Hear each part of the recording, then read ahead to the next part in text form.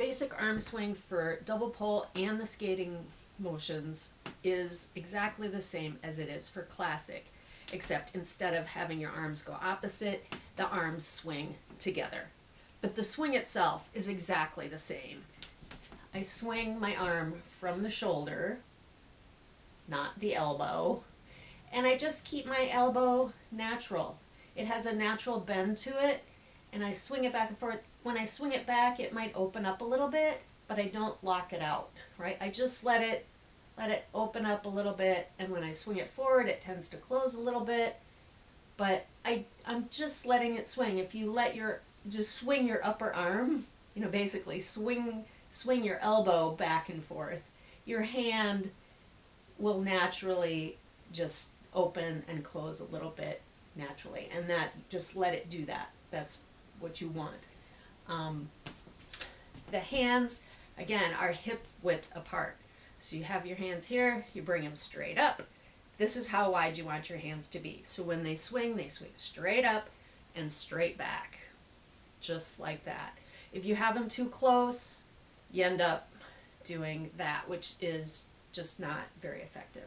You get much more out of your poles if you swing them straight up and straight back.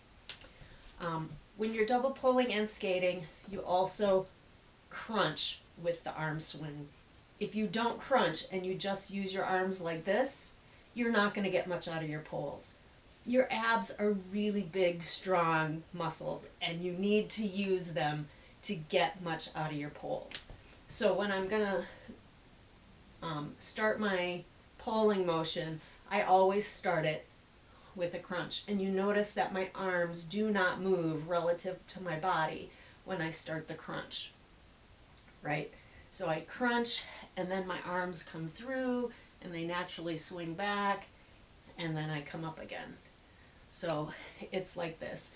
And you notice that right now, my body movement is slightly ahead of my arms, both on the way down and on the way up. And that's natural. And that's what you want to do. If I'm sprinting really hard, I might do them the same, but that's usually only when I'm sprinting. If I'm just cruising along, that my body is slightly ahead of my arms. And that's true when I'm double poling and when I'm skating, whether I'm doing a V2 or a V1. With a V1, my hands are at a slightly different position because of my leg position, but I'll get into that in the V1 video.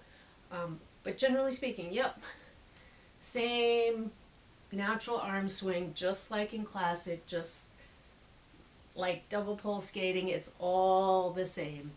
You add the crunch, and you notice the other thing too is I'm crunching, I'm not bending. I'm not doing a squat or a sitting motion, right? I'm not doing this. I'm crunching. And when I finish the pole, my hips will naturally move back, and just let them, you let them do that. But I'm not sitting. I'm not doing this. I'm crunching, and the hips just naturally move back.